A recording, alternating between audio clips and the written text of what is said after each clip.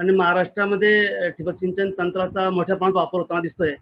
आणि परंतु ठिबक सिंचन तंत्राचा वापर केवळ पिकांना पाणी देण्यासाठी असा त्याचा अर्थ शेतकऱ्यांनी करून घेतलेला दिसतोय. परंतु ठिबक सिंचन तंत्र हे केवळ पाणी देण्यासाठी नाहीच आहे, हे तुम्ही लक्षात घ्या. त्या ठिबक सिंचन तंत्राचा जर पुरेपूर आपल्याला फायदा हवा असेल तर ह्या ठिबक सिंचन तंत्रामधून आपण कोणत्याही पिकाला ज्या ज्या वेळी आपण पाणी देणार आहोत किंवा सिंचन करणार आहोत त्या वेळेला पाण्यात विरघळणारी खतं आपण दिली पाहिजे. आणि या संकल्पनेलाच आपण फर्टिगेशन तंत्रज्ञान असं म्हणतो. आणि आपल्याला सर्वांना सांगायला हरकत नाही, संपूर्ण देशामध्ये ह्या ठिबक सिंचन तंत्राचा मी पायोनियर आहे. 1992 पासून या ठिबक सिंचन तंत्रातून फर्टिगेशन देण्याचा जे तंत्र मी डेव्हलप केलं. साधारणपणे 1992ला मी काम सुरू केलं होतं. ठिबक सिंचनातून आम्ही वितरावे खतं कशी द्यावीत त्याच्यावरती काम करून मग इम्पोर्टेड खतं आणलीत वगैरे बरंच त्याची हिस्ट्री आता सांगायची वेळ नाही आहे. परंतु ज्या ज्या शेतकरी बंधू ठिबक सिंचन तंत्राचा वापर करीत आहेत त्यांना तर माझा आग्रहाची विनंती राहील आणि त्यांना हे पण सांगेल की त्यांनी आजपासूनच ठिबक सिंचन तंत्रामधून पाण्यात विरघळणारी खतं द्यायला शिकलं पाहिजे. मित्रांनो, पुन्हा असं माझ्या लक्षात येतं की लोकांना शेतकऱ्यांना फर्टिगेशन म्हटलं की ठिबक सिंचन तंत्रामधून खतं द्यायचं म्हटलं की त्यांना फार कठीण वाटतं. अंग दुखतंय. आवाज येतोय, आवाज कुणाचा तरी अंग दुखतंय, कुणाचं तरी अंग दुखतंय बाबांनो. ठिबक सिंचन तंत्रामधून खतं देणं म्हणजे फार मोठं काही रॉकेट सायन्स नाही आहे. ते सामान्य शेतकरी सुद्धा, सामान्य गणित सुद्धा ठिबक सिंचन तंत्रामधून खतं देऊ शकतो. आणि एक गोष्ट पुन्हा एक लक्षात घ्या की ठिबक सिंचन तंत्रामधून खतं द्यायची म्हणजे काही त्याला 100% इम्पोर्टेड खतं पाहिजे असं नाही आहे, लक्षात घ्या. ठिबक सिंचन तंत्रामधून आपल्याला नत्राकरता युरियाचा वापर करता येईल, अमोनियम सल्फेटचा वापर करता येईल, स्फुरदसाठी आपल्याला 1261 किंवा बेसल डोस आपण फॉस्फॅटिक फर्टिलायझर वापरली तरी चालणार आहेत किंवा फॉस्फरिक ॲसिडचा वापर केला तरी चालेल. आणि पांढरा पोटॅशसाठी पालासाठी आपल्याला पांढरा पोटॅश वापरता येईल. पांढरा पोटॅश सुद्धा पोटॅश बाजारामध्ये उपलब्ध आहे. पोटॅश लाल रंगामध्ये पण उपलब्ध आहे, पण लाल रंगाचा पोटॅश जो आहे तो पाण्यात पूर्णपणे विरघळत नाही. म्हणून शेतकरी बंधूंना नत्राकरता युरिया आणि अमोनियम सल्फेट आणि पोटॅश करता पांढरा पोटॅश आपण वापरला तर फर्टिगेशनवरचा जो खर्च जो आहे अतिशय कमी राहणार आहे. पारंपरिक पद्धतीने शेतकरी जे खतं वापरतात बल्क क्वांटिटीमध्ये त्यांचा खर्च यापेक्षा कितीतरी जास्त असणार, लक्षात घ्या. म्हणून खर्चही कमी राहणार आहे आणि त्याचबरोबर कार्यक्षमताही आपल्याला जास्त मिळणार आहे. म्हणून कार्यक्षमता जास्त मिळून आपल्याला उत्पादन जास्त मिळेल, चांगलं क्वालिटी उत्पादनाची गुणवत्ताही चांगली मिळेल. याकरता आपण या शेतकरी बंधूंनी ह्या तंत्रज्ञानाचा स्वीकार केला पाहिजे. दुसरी गोष्ट मी सांगणार आहे की ज्या शेतकऱ्यांकडे ठिबक सिंचन नाही आहे तर त्यांनाही आपल्याला ह्या तंत्राचा वापर करता त्याच्यासाठी एक वेगळं तंत्रज्ञान आहे, ते त्याला म्हणतात फोलियर फिडिंगची टेक्नॉलॉजी. फोलियर फिडिंगची टेक्नॉलॉजी सुद्धा जे शेतकरी ठिबक सिंचन वापरतात, ज्या शेतकऱ्यांकडे ठिबक सिंचन नाहीये दोघांसाठीही फोलियर फिडिंगची टेक्नॉलॉजी अतिशय चांगली आहे. फोलियर फिडिंगच्या टेक्नॉलॉजीने सुद्धा 15 ते 20% उत्पादनात वाढ होते आणि त्याचबरोबर उत्पादनाची गुणवत्ताही चांगली मिळते. म्हणून सर्व शेतकरी बंधूंना माझी नम्र विनंती आहे की त्यांनी फर्टिगेशन तंत्राचा त्याचबरोबर फोलियर फिडिंग टेक्नॉलॉजीचा आपण अवश्य अवलंब करा. आता मी इंग्लिशमध्ये आपलं सांगितलं फोलियर,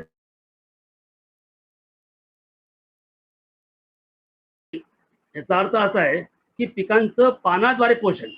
जी काही तुम्ही पिकं पेरलेली आहेत कापूस असेल, सोयाबीन असेल, कुठली पिकं तुम्ही पेरलेली असेल त्या पिकांना आपण वितराव्या खतांची जर फवारणी जर केली, पानांद्वारे त्याचं पोषण जर केलं तर त्याची उत्पादन देण्याची क्षमता वाढते, उत्पादन वाढतं आणि त्याचबरोबर गुणवत्ताही वाढते, गुणवत्ता सुधारते आपल्या पिकाची. तर मला या वेबिनार मधून एक सांगायचं की आपल्याला बदल करणं फार गरजेचं आहे. बदल आपण जर केला नाही तर आपली प्रगती होणार नाही, विकास होणार नाही.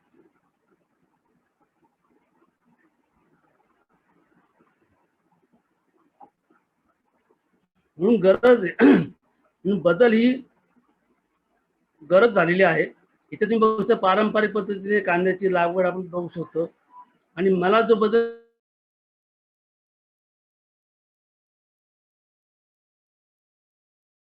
आणि रासायनिक खतांचा वापर करताना इथे दिसत आहे पारंपरिक पद्धतीने शेतकऱ्यांना कांद्याचं उत्पादन 5 ते 6 टनाचं एकरी उत्पादन मिळतं.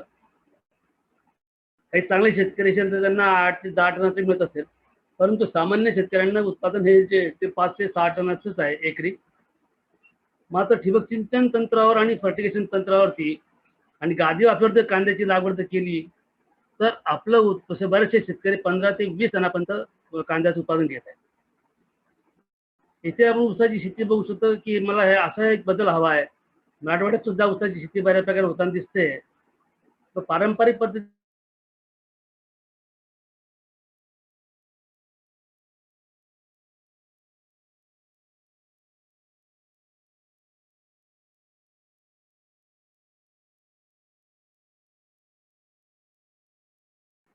एकरी 28 ते 30 टनाचं उत्पादन आहे.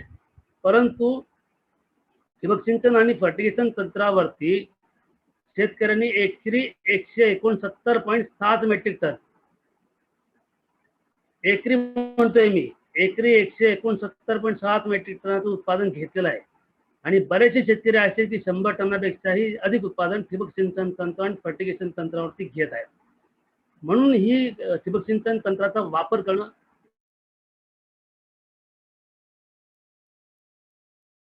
आता फर्टिगेशन तंत्रात आत्मसात करणं ही आता काळाची गरज राहिली मित्रांनो. कारण आता खतांचा विषय असल्यामुळे तर बघू शकतो की पारंपरिक पद्धतीने शेतकरी कशा पद्धतीने खतं घालतायत. आपण आताही बघू शकतो की कापूस पिकामध्ये, सोयाबीन पिकामध्ये असतील तर शेतकरी कशा पद्धतीने खतं घालतात आपल्या लक्षात येईल. परंतु इथे प्रत्येक दाण्याचा आणि प्रत्येक थेंबाचा अगदी कार्यक्षमपणे वापर करण्यासाठी तंत्रज्ञान जे फर्टिगेशनचं तंत्रज्ञान मी आपल्याला दाखवतोय. आणि पारंपरिक पद्धतीने ज्या सिंचनाच्या पद्धती ज्या आहेत त्या आपण बघू शकतो. इथे पूर्ण संपूर्ण शेतात नुसतं पाणी सोडून दिलेलं आहे. तुम्ही जी काही खतं टाकलेली ती खतांचा निचरा होऊन जाणार आहे, अन्नद्रव्याचा निचरा होऊन जाणार, त्यामुळे पिकाला किती उपलब्ध होण्याचा आपल्याला अंदाज येऊ शकतो. इथे तुम्ही बघू शकता पाण्याचा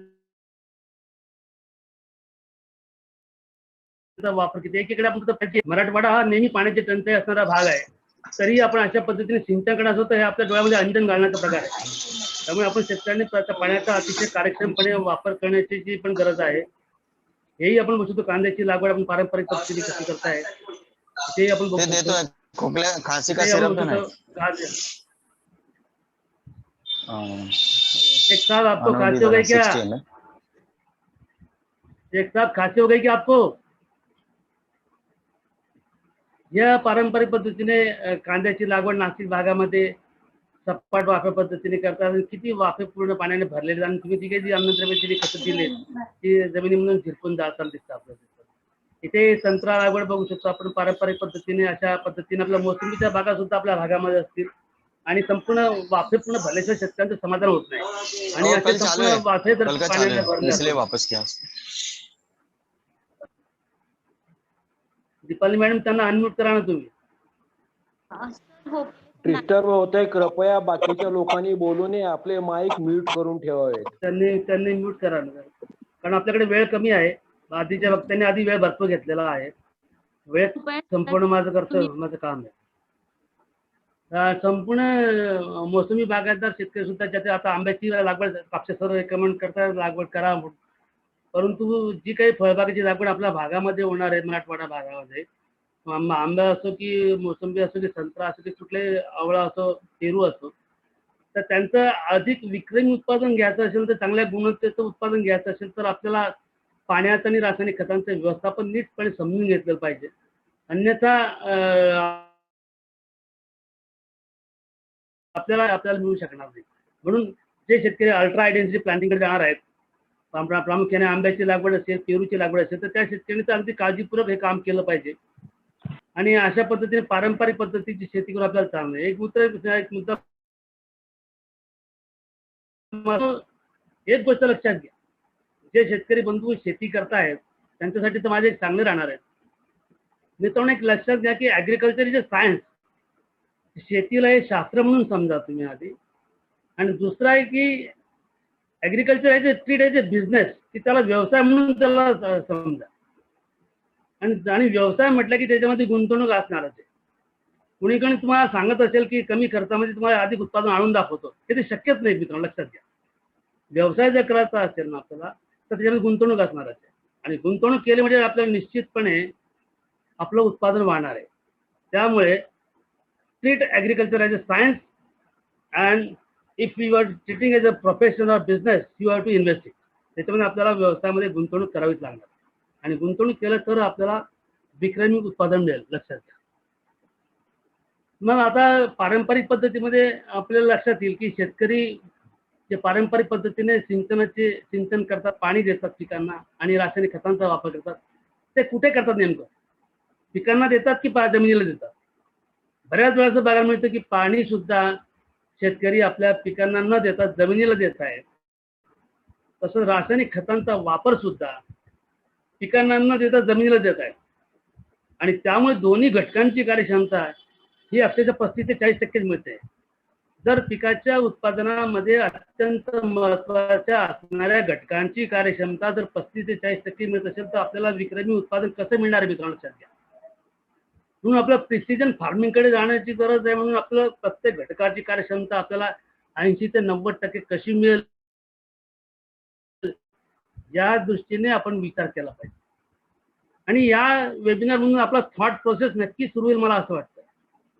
या वेबिनार मधून जर आपली थॉट प्रोसेस सुरू झाली आणि पाण्याचा आणि रासायनिक खतांचा कार्यक्षमपणे वापर करायला शिकलो तर निश्चितपणे कृषी विज्ञान केंद्र जालना यांनी केलेल्या वेबिनारचा चांगला उपयोग झाला किंवा त्याला यश मिळालं असं म्हणायला हरकत नाही. आणि या दोन गोष्टी अत्यंत महत्वाच्या, इरिगेशन आणि न्यूट्रिशन, ह्या बॅकबोन आहेत. म्हणजे उत्पादन मिळण्यासाठी आणि चांगलं निरीक्षण उत्पादन मिळण्यासाठी हे अत्यंत दोन महत्वाच्या बाबी आहेत आणि त्या दोघांचं अगदी व्यवस्थितपणे म्हणजे काटेकोरपणे अचूकपणे व्यवस्थापन करणं अत्यंत महत्वाचं आहे.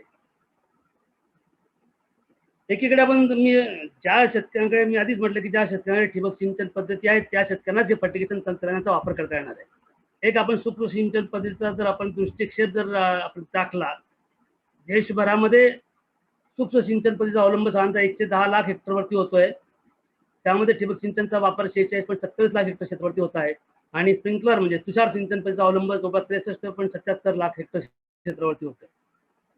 आपण महाराष्ट्र राज्याचा जर विचार केला आपण तर महाराष्ट्रामध्ये सूक्ष्म सिंचन पद्धतीचा वापर 24 लाख हेक्टर क्षेत्रावरती होतोय आणि त्यामध्ये ठिबक सिंचन पद्धतीचा वापर जो आहे तो जवळपास 16 लाख हेक्टर क्षेत्रावरती होतोय आणि तुषार सिंचन पद्धतीचा वापर जो आहे तो 7.8 लाख हेक्टर क्षेत्रावरती होतोय. आपण राज्याचा आणि देशाचा जर विचार जर केला तर देश पातळीवरती तुषार सिंचन पद्धतीचा अवलंब जास्त होत आहे आणि आपल्या महाराष्ट्रात जर विचार जर आपण जर केला तर महाराष्ट्रामध्ये ठिबक सिंचन पद्धतीचा अवलंब जास्त होतोय.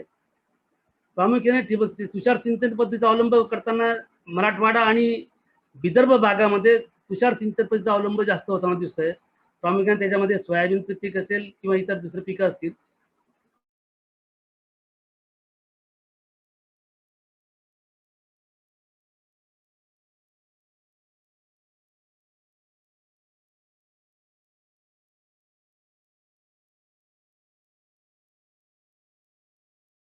जे शेतकरी नॉन ISI ठिबक सिंचन पद्धतीचा अवलंब करतायत त्याचा याच्यामध्ये समावेश नाहीये. त्याचा साधारणपणे 25 ते 35% पर्यंत समावेश असू शकतो, माझा असा अंदाज आहे. आपण पिकनिहाय जर पाहिलं तर आम्ही 1985-86 पासून ठिबक सिंचन तंत्राचा प्रसार आम्ही करतोय आणि सर्वांना हे बघून आश्चर्य सुद्धा वाटणार आहे, मला खात्री आहे की संपूर्ण राज्यामध्ये संपूर्ण पिकांमध्ये जर विचार केला तर सर्वात जास्त ठिबक सिंचनचा वापर जो आहे हा कापूस पिकामध्ये होतोय. ते ऊसाचं पीक आहे, त्यानंतर आपलं केळीचं पीक आहे, भाजीपाल्याचं पीक आहे आणि फळबागांमध्ये म्हणजे हळूहळू वाढायला पाहिजे. आता डाळिंब 100% ठिबक सिंचन पद्धती खाली आहे. द्राक्ष 100% ठिबक सिंचन पद्धती खाली आहे. परंतु मोसंबी असेल, संत्रा असेल, पेरू असेल, हे शेतकऱ्यांची अजून मानसिकता बदलण्यामध्ये यश मिळालं दिसत नाही कारण हे शेतकरी पुन्हा पारंपरिक पद्धतीने सिंचन करताना दिसत आहेत. चिकू असेल, नारळ असेल, यांना शेतकरी पारंपरिक पद्धतीने सिंचन करताना दिसत आहे. आता ठिबक सिंचन पद्धती म्हणून खतं द्यायचं म्हटल्यानंतर ठिबक सिंचन तंत्रज्ञान हे परफेक्ट शेतामध्ये बसलं पाहिजे.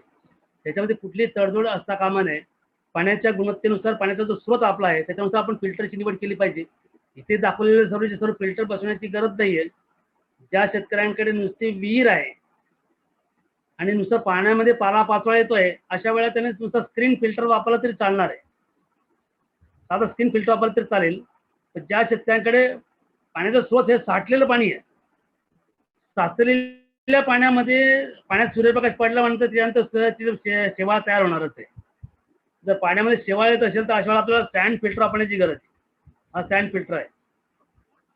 जर तुमच्या पाण्याचा स्रोत अतिशय खोल आहे, म्हणजे बोरवेल आहे, आणि बोरवेलमधून जर वाळू चिकवून येत असतील किंवा स्टील टेस्ट असेल, तर अशा वेळेला आपल्याला शंकूच्या आकाराचा आपल्याला हायड्रोसायक्लॉन फिल्टर किंवा सँड सेपरेटर आपल्याला वापरायला पाहिजे. म्हणून पाण्याच्या स्रोत आणि पाण्याच्या गुणवत्तेनुसार आपण फिल्टरची निवड केली पाहिजे. इथे दाखवलेले सर्व फिल्टर आपल्याला वापरण्याची गरज आहे, लक्षात घ्या. पाण्याच्या स्रोत आणि पाण्याच्या गुणवत्तेनुसारच आपल्याला फिल्टरची निवड करायची आहे.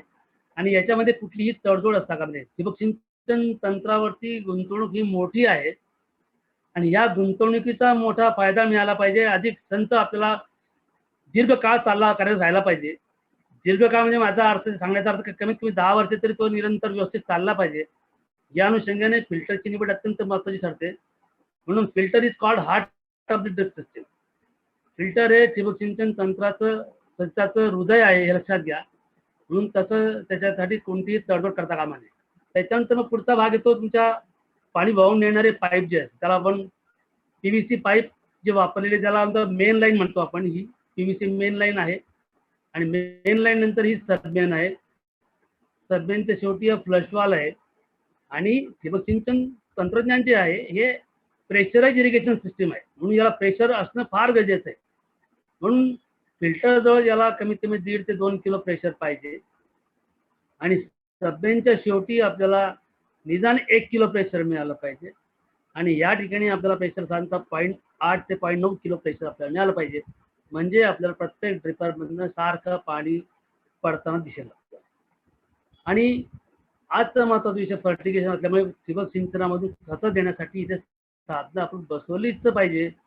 बरेचसे शेतकरी इथे मला तडजोड करताना दिसतात. खूप शेतकऱ्यांकडे मला खतं देण्यासाठी वेंचुरी म्हणा किंवा फर्टिलायझर टँक दिसून येत नाही. तसंच महत्त्वाचं म्हणजे पाण्यामध्ये क्षार असल्यामुळे पाण्याला चव आहे.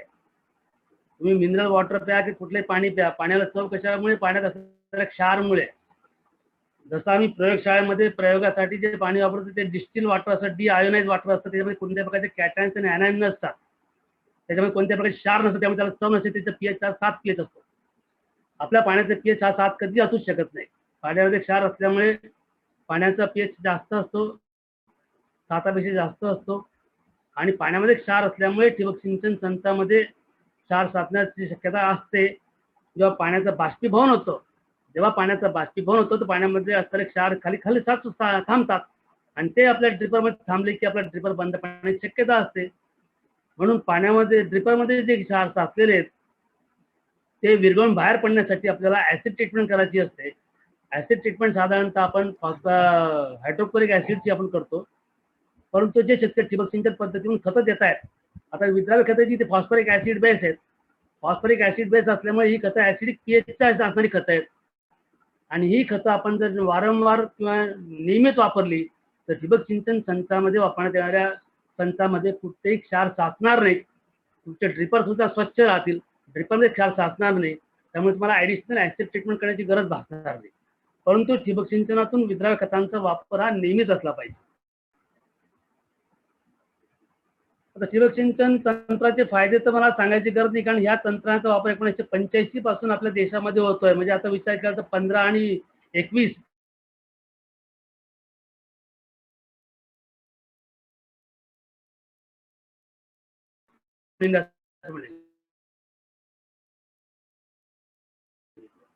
या तंत्राचं वय जे आहे, टेक्नॉलॉजीचा लाईफ जे आहे ते 36 इयर्स 35 वर्ष जवळपास झालेली आहेत.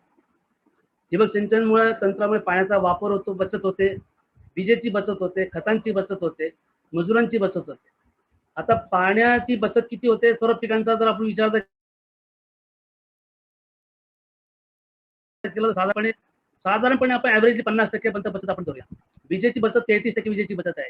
रासायनिक खतांची वापर 30 ते 35% रासायनिक खतांची बचत आहे आणि मजुरांची बचत जवळपास 40% आहे.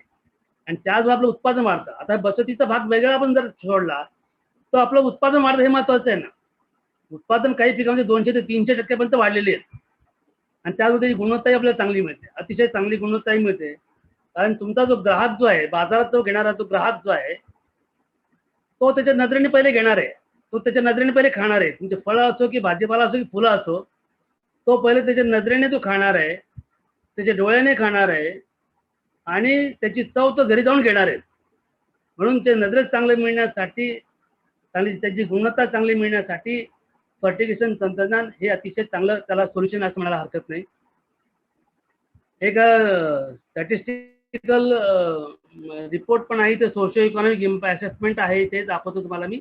ॲग्रिकल्चर फायनान्स कॉर्पोरेशनने केलेला आहे. हा पाण्याची बचत साधारणतः 48% आहे. सर्व पिकांचा सरासरी घेतलेली आहे. खतांची बचत 34% आहे. विजेची बचत 33% आहे आणि मजुरांची बचत जवळपास 40%.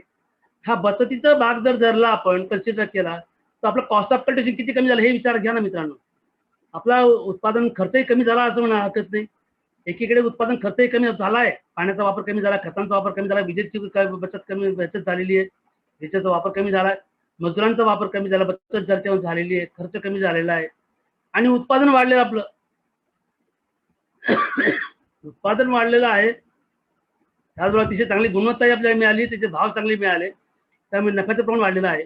म्हणून ठिबक सिंचन तंत्राचा वापर करणं ही काळाची गरज आहे मित्रांनो. आता एक साधारणपणे प्रत्येक शेतकऱ्याच्या मनात हा प्रश्न आला पाहिजे का, जे शेतकरी शेती करतायत त्यांच्या मनात हा प्रश्न नक्कीच आला पाहिजे की प्रत्येक शेतकरी कोणत्याही पिकाचं उत्पादन घेण्यासाठी तर या महत्त्वाचे घटक वापरतोच. पाण्याचा वापर करत असेल, खतांचा वापर करत असेल, मजुरांचा वापर करत असेल, पीक संरक्षण औषधीचा वापर करत असेल. हे 4 अत्यंत महत्त्वाचे घटक आहेत कोणत्याही पिकाचं उत्पादन घेण्यासाठी. पिकाचं उत्पादन घेण्यासाठी हे 4 अत्यंत महत्त्वाच्या घटकांचा वापर करणं गरजेचं आहे.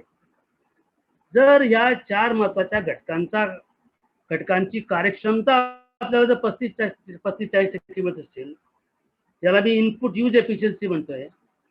तर या 4 घटकांची जर इनपुट यूज एफिशियन्सी 35-40% मिळते पारंपरिक शेती पद्धतीमध्ये, तर आपल्याला उत्पादन जास्त कसं मिळणार आहे. म्हणून माझा शेतकऱ्यांना नम्र विनंती की ह्या 4ही घटकांची निदान इनपुट यूज एफिशियन्सी, ज्याला आपण निविष्ठा वापर कार्यक्षमता आपण म्हणूया, निविष्ठा वापर कार्यक्षमता ही 80 ते 90% कशी मिळेल याच्यावरती काम केलं पाहिजे, चिंतन केलं पाहिजे, मनन केलं पाहिजे. निश्चितपणे आपलं उत्पादन वाढणार आहे. हे बघू शकतो आपण, हे अगदी बोलकं चित्र आहे. आपल्या भागात सुद्धा असेल कदाचित, सांगली, कोल्हापूर, पुणे भागामध्ये तरी तुडुंब भरल्याशिवाय ऊस उत्पादक शेतकऱ्याचं मनाचं समाधानच होत नाही. आता मित्रांनो, तुम्ही असं सांगा मला की अशा पद्धतीने पाण्याचा वापर केला असेल, त्यांनी जी काही खतं टाकलेली ती खतं पिकाला मिळतील का, अन्नद्रव्य त्याला मिळतील का, किती त्याला वापरता येणार आहे आणि किती झिरपून जाणार याचाही आपण अंदाज करू शकतो. दुसरं, उत्पादन कमी मिळण्यामध्ये हे मी जे काय सांगत होतो त्याच्यामध्ये 2 कारणं हे सुद्धा आहेत. सायक्लिक वेटिंग आणि ड्राईंग. इथे जमीन पूर्ण संपृक्त झालेली, सॅच्युरेटेड झालेली आहे आणि इथे बिल्टिंग पॉईंटला आलेली आहे. इथे जमीन ओली राहणं आणि कोरडी होणं, ओली राहणं आणि कोरडी राहणं, हे जे काही सायक्लिक वेटिंग अँड ड्राईंग हे जे आहे ना, यामुळे पिकाच्या फिजिओलॉजीमध्ये लॉट ऑफ डिस्टर्बन्स होतो आणि उत्पादन कमी मिळतं. आता जे शेतकरी ठिबक सिंचन वापरतात त्यांनी ऑटोमेशनकडे वळलं पाहिजे खरं म्हणजे. अचूक पाण्याचं खताचं व्यवस्थापन करण्यासाठी हा दूरचा भाग आज आपण ऑटोमेशनवरती बोलणार नाही, पण ऑटोमेशन सुद्धा काळाची गरज आहे मित्रांनो. हे जे सायक्लिक वेटिंग मध्ये दाखवलं की पाण्याचं जमिनीमध्ये जे वापसा कंडिशन ठेवू शकतो आपण, कारण पिकाचं उत्पादन मिळण्यासाठी वापसा कंडिशन अत्यंत महत्त्वाचं. जवळपास 25 ते 30% हवेचं प्रमाण असणं गरजेचं आहे आणि हवेचं प्रमाण संतुलन राहण्यासाठी आपल्याला सेंद्रिय खतांचा वापर करणं पण गरजेचं आहे. आणि वापसा राहील इतकंच आपण सिंचन केलं पाहिजे. ठिबक सिंचन असं की कुठल्या सिंचन, तुषार सिंचनाचा आपण अवलंब करत असतात. तर ठिबक सिंचन पद्धतीमध्ये आपण निरंतर वापसा पण ठेवू शकतो, परंतु पारंपरिक सिंचन पद्धतीमध्ये जी काही पाटपाणी पद्धती किंवा मोकाट सिंचन पद्धती आहे, या पद्धतीमध्ये सायक्लिक वेटिंग आणि ड्राईंग हे कायम राहणार आहे. सॅच्युरेटेड आणि बिल्टिंग पॉईंट कंडिशन जी आहे ती, त्यामुळे त्या क्रॉपला डिस्टर्बन्स येतो फिजिओलॉजीमध्ये आणि उत्पादन देण्याची क्षमता आपली कमी होते.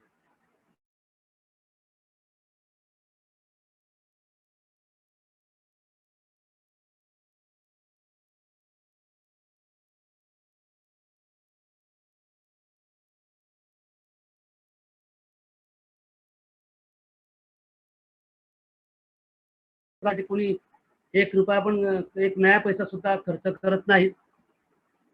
आणि हे आपल्याला निसर्गातून मिळतात, पाण्यातून असेल किंवा हवेतून मिळतात, कार्बन, हायड्रोजन, ऑक्सिजन. नत्रस्फुरत पाला जे ते आपण जी काही सेंद्रिय खतं असो, रासायनिक खतं असो, जैविक खतं घालतो आपण त्याच्यातून मिळतात. बीजम घटक जे ते कॅल्शियम, मॅग्नेशियम आणि सल्फर हे सुद्धा जी काही खतं आपण घालतो त्याच्यामधून मिळतात आपल्याला, सेंद्रिय असो, रासायनिक असो.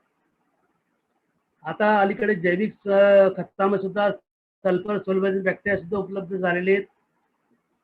सूक्ष्म अन्नद्रव्यांमध्ये फेरस आहे, मॅंगनीज आहे, झिंक आहे, कॉपर आहे, मॉलिब्डेनम आहे, बोरॉन आहे, क्लोरीन आणि सिलिकॉन आहे.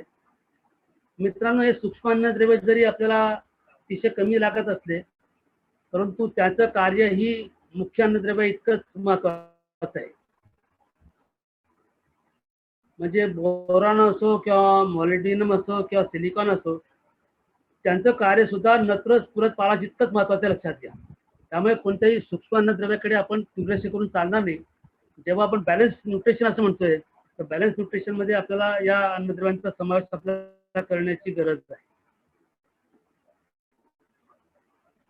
आता फर्टिगेशन तंत्रज्ञान ज्याला वापर करायचा आहे, की ज्या तंत्रज्ञानाला किंवा शास्त्रज्ञाला ते सजेस्ट करायचं आहे, फर्टिगेशन तंत्रज्ञान हे समजून समजून वापरलं तर फायदा लक्षात घ्या मित्रांनो. मी आता बघतोय गेल्या 1992 पासून मी फर्टिगेशन तंत्राचा प्रसार करतोय.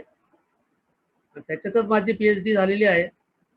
आणि त्याच्यात सांगायचं महत्त्वाचं म्हणजे की या अन्नद्रव्यांचं जर कार्य माहीत नसेल तर चुकीच्या पद्धतीने फर्टिगेशन करू नका असं मी हे पण सांगणार आहे आपल्याला. म्हणून प्रत्येक कार्य नत्राचा, प्रत्येक अन्नद्रव्याचं कार्य आपण समजून घ्या. जर पिकाची कोणत्याही पिकाची आपल्याला वाढ करून घ्यायची असेल तर आपल्याला नत्राची गरज पडणार आहे. नत्र अन्नद्रव्याचे दिल्याने पिकाची वाढ चांगली, कॅनोपी मॅनेजमेंटसाठी चांगली मदत होईल. परंतु त्याचा वापर सुद्धा अति जास्त जर केला तर फुलं त्याला उशिरा लागणार आहेत. आणि शेवटी जर त्याचा नत्राचा वापर जर आपण जास्त केला फळपक्वतेच्या काळामध्ये तर फळाच्या गुणवत्तेवरती त्याचा सुद्धा परिणाम होणार आहे मित्रांनो, लक्षात ठेवा. म्हणून नत्राचा वापर हा सुरुवातीच्या काळामध्ये त्याची गरज जास्त पडते. फ्लॉवरिंग नंतर त्याचा वापर थोडा कमी केला पाहिजे आणि फळ पक्वतेच्या काळामध्ये तर त्याचा वापर अत्यंत कमी असला पाहिजे. याच्यामुळे कॅल्शियम आणि पोटॅशियमचा अपटेक पण वाढतो आणि हा अत्यंत महत्त्वाचा अन्नद्रव्य आहे नत्र. त्याचा उत्पादन आणि गुणवत्तेशी डायरेक्ट संबंध आहे. स्फुरदाच्या बाबतीत सुद्धा आपल्याला इस्माईल शेख सरांनी सुद्धा सांगितलेलं आहे, पिकाच्या मुळाची वाढ करण्यासाठी स्फुरदाची गरज आहे आणि पेशींची संख्या वाढवण्यासाठी, पेशीचं गुणवत्ता वाढवण्यासाठी स्फुरदाची गरज लागते. सूक्ष्म फळ निर्मितीसाठी त्यावेळेला जर स्फुरदाची गरज जर कमी पडली तर आपल्या फळांच्या संख्येवरती, फळांच्या साईजवरती सुद्धा मोठा परिणाम त्याच्यावरती होतो. म्हणून फळांच्या संख्या मिळण्यासाठी, फळांची साईज मिळण्याकरता सुद्धा आपल्याला स्फुरदाची गरज अत्यंत महत्त्वाची आहे. पिकाची मुळं जर चांगली असतील, मुळाची संख्या जास्त असतील, मुळं चांगले वाढलेले असतील, पांढरी मुळं जर भरपूर असतील तर अन्नद्रव्यांचं पाण्याचं शोषण चांगलं होईल आणि उत्पादन देण्याची क्षमता वाढणार आहे. म्हणून मुळांकडे सुद्धा आपलं लक्ष दिलं पाहिजे. मुळांची वाढीसाठी आपल्याला स्फुरदाची गरज जास्त लागते. पालाश हा अत्यंत महत्त्वाचा घटक आहे गुणवत्तेसाठी. गुणवत्ता आणि वजन, क्वालिटी आणि क्वांटिटी, 2 Q साठी पोटॅश अत्यंत महत्त्वाचा आहे. कोणत्याही पिकासाठी असो, क्वांटिटी आणि क्वालिटी करता 2 Q साठी पोटॅशियम अत्यंत महत्त्वाचा आहे. पोटॅशियममुळे पिकाचे मध्ये ताण सहन करण्याची क्षमता त्याच्यामध्ये निर्माण होते. पिकाच्या फळांमध्ये वजन सुद्धा वाढतं. फळांमध्ये साखरेचं प्रमाण सुद्धा, कार्बोहायड्रेटचं मेटाबॉलिझम वाढतं. त्याच्यामध्ये फळांना चकाकी येते, वजन वाढतं, शुगरचं पर्सेंटेज वाढतं त्याच्यामध्ये. आणि विशेष म्हणजे 0,050 आपण जर वापरला पोटॅशियम सोबत सल्फर जर वापरला तर त्याचं शेल्फ लाईफ सुद्धा वाढतं. त्याची जी शेल्फ लाईफ जी आहे, टिकाऊपणा जो आहे तो सुद्धा वाढतो त्याच्यामध्ये.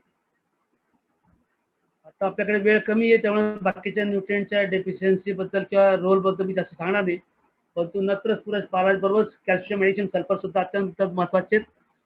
त्याचा आता कॅल्शियम, मॅग्नेशियम, सल्फरचा वापर आता मोठ्या प्रमाणात व्हायला लागला त्यामुळे त्यांनाही प्रमोशन मिळण्याच्या विचारात दिसत आहेत. ते सूक्ष्म अन्नद्रव्य सुद्धा बरेचसे अन्नद्रव्य जे सूक्ष्म अन्नद्रव्य जे ते मेटाबॉलिक प्रोसेसमध्ये भाग घेतात आणि त्यांचं काम अत्यंत महत्त्वाचं आहे.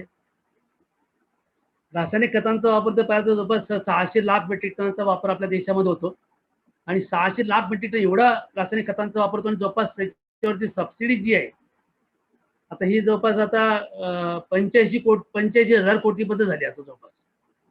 आणि याच्या तुलनेने आपण जर पाहिलं तर पाण्यात विरघळणारी खतं जी इम्पोर्टेड खतं जी आहेत विद्राव्य खतं जी आहेत त्याचा वापर फक्त 3.20 लाख मेट्रिक टनावरती म्हणजे 600 लाख मेट्रिक टन पारंपरिक बल्क क्वांटिटीची खतं त्याच्यात युरिया असेल सुपर फॉस्फेट असेल पोटॅश असेल तुमचे कॉम्प्लेक्स असतील मिक्स फर्टिलायझर असतील सर्वांच्या वापराच्या तुलनेने आपण जर पाण्यात विरघळणारी खतं जर पाहिली आपण विद्राव्य खतं जर पाहिली प्रामुख्याने याच्यामध्ये समावेश होतो फक्त इम्पोर्टेड खतांचा केलेला आहे.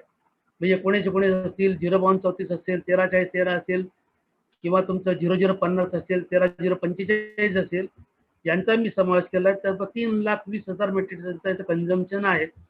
याची तुलना जर पाहिली 1% कमी वापर याच्यामध्ये होतोय म्हणजे 1% कमी वापर आपल्या देशामध्ये होतोय आणि याला कोणतीही सबसिडी नाही आहे शासनाची या खतांना कोणतीही सबसिडी नाहीये त्यामुळे हे खतं थोडेसे त्याची किंमत जास्त आहे.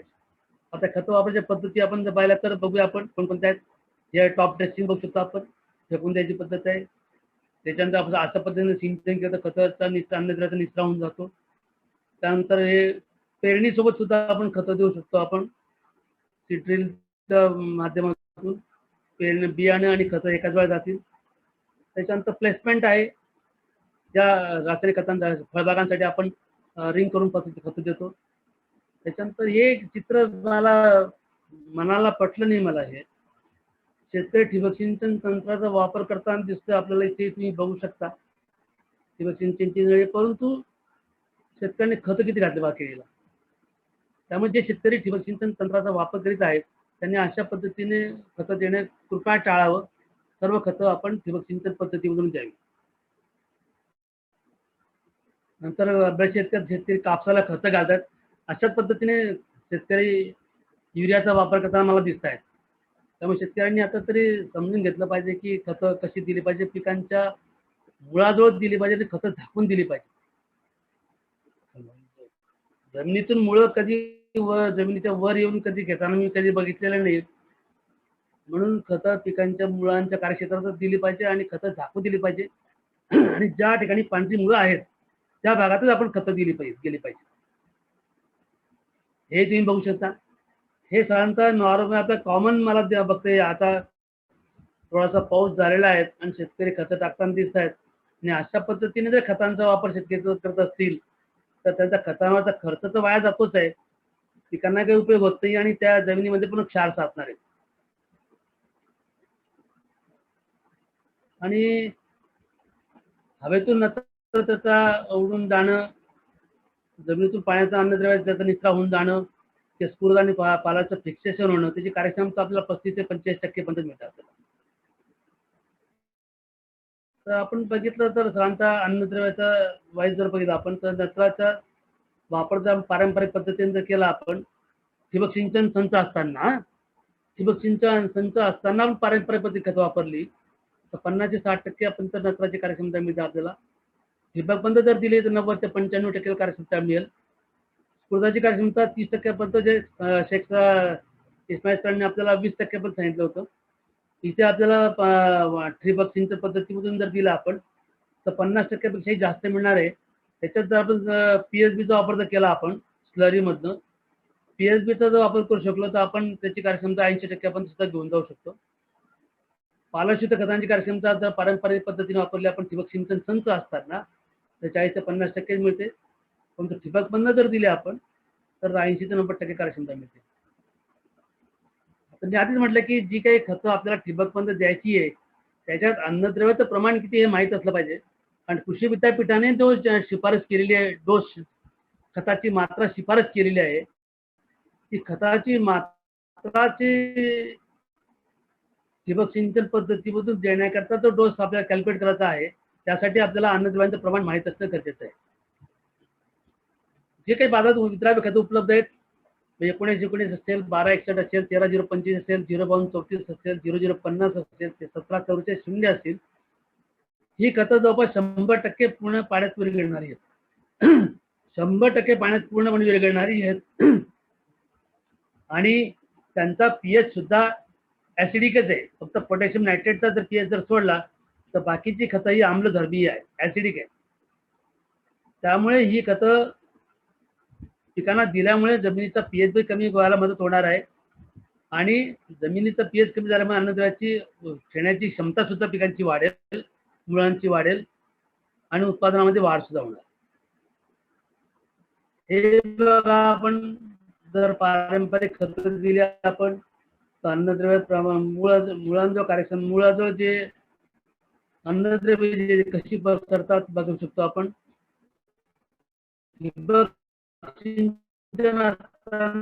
पारंपरिक खत दिली तर कसे असणार आहे आणि ठिबक सिंचन मधून खत आपण तर पिकांच्या मुळांच्या कार्यक्षेत्रामध्ये अन्नद्रव्य कशी पसरण्याची क्षमता कुठे जास्त असणार आहे हे तुमच्या लगेच लक्षात येईल.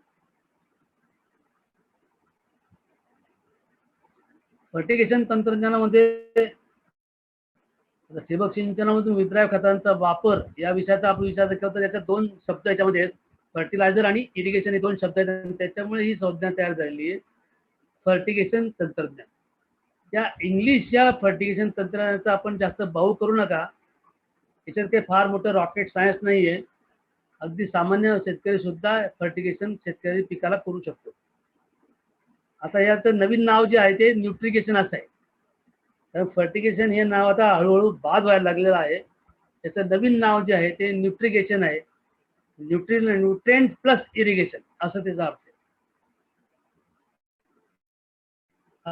आता फर्टिगेशन हे 4 अर्थ उत्तर आहे. परफेक्ट म्हणजे याला म्हणूया आपण right nutrient, right quantity, right method आणि राईट टाइम. याच्यातून आपण साधू शकतो आणि अत्यंत अचूकपणे काटेकोरपणे आपण पिकांना अन्नद्रव्याचं व्यवस्थापन आपण करू शकतो. याच्यामधून आपण वेळेचं नियंत्रण करू शकतो, क्वांटिटीचं नियंत्रण करू शकतो. आपण जे काही आपल्याला तीव्रता पाहिजे खतांची, लहान पिकं लहान असेल तर तीव्रता कमी पाहिजे. पीपीएम म्हणून मला इस्माईल शेख सरांनी आपल्याला पीपीएम बद्दल सांगितलं होतं. तर पीपीएम सुद्धा जर पिकं लहान असतील तर कॉन्सन्ट्रेशन कमी पाहिजे, पिकं मोठी असतील तर कॉन्सन्ट्रेशन जास्त असलं पाहिजे. तसंच काही पिकं क्षार सहन करणारे असतात, काही पिकं क्षार सहन करणारे नसतात. उदाहरणार्थ स्ट्रॉबेरी असेल, कार्नेशन असेल, जर्बेरा असेल, ऑर्किड असेल, या पिकांसाठी कॉन्सन्ट्रेशन कमी पाहिजे. साधारणतः 300-400 पीपीएम पर्यंत आपण अन्नद्रव्य दिली पाहिजे. परंतु ऊस असेल, कापूस असेल, हळद असेल, आलं असेल, या पिकांसाठी आपण 1000 ते 1500 पीपीएम पर्यंत खत दिली तरी चालणार आहे. त्याचा एनपीकेचा रेशो सुद्धा आपण याच्यातून आपण इझिली कंट्रोल करू शकतो. पारंपरिक पद्धतीमधून आपण जी काही खतं घालायची त्याच्या अन्नद्रव्याचं प्रमाणाचा रेशो जो आहे तो आपल्याला मेंटेन करता येत नाही त्याच्यामध्ये.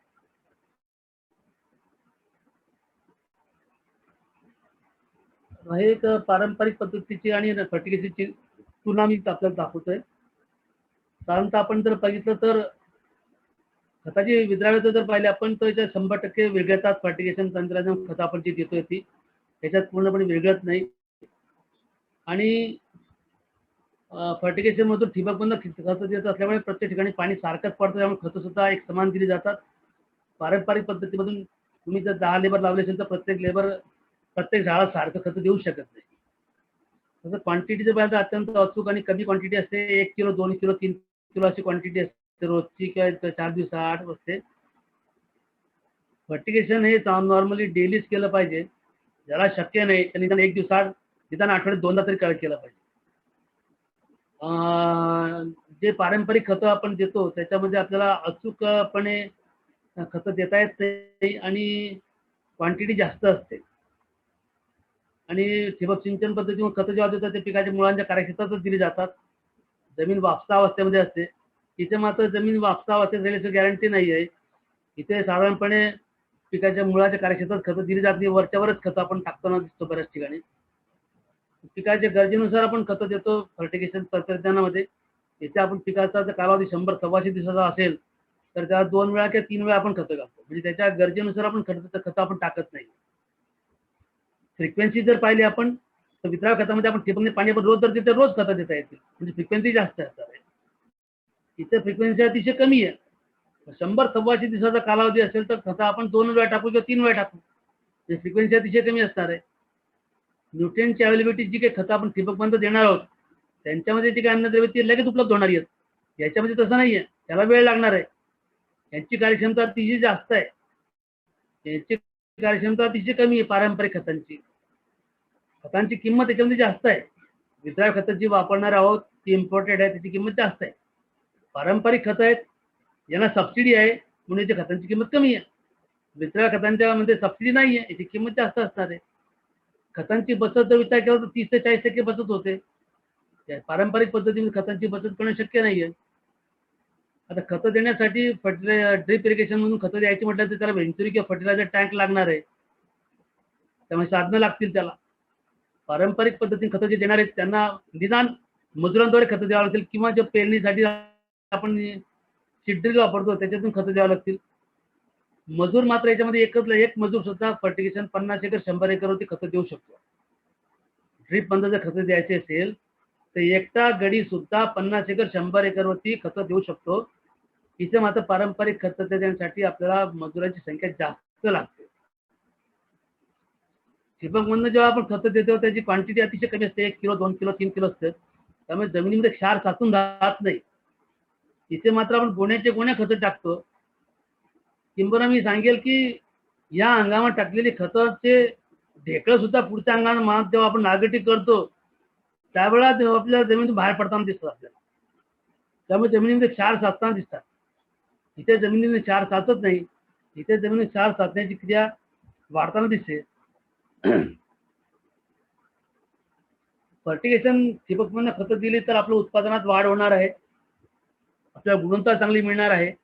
खतांच्या वापरात निदान 25 ते 30% बचत होईल आणि अतिशय अचूकपणे आणि एक समान आपल्या खतं वापर पिकांना देता येतील. कोणत्या झाडाला कमी जास्त असं होणारच नाही. पिकांच्या गरजेनुसार आपल्याला अन्नद्रव्य देता येतात आणि ही खतं ऍसिडिक असल्यामुळे जमिनीचा आणि पाण्याचा पीएच पण आपल्याला कमी करता येतो.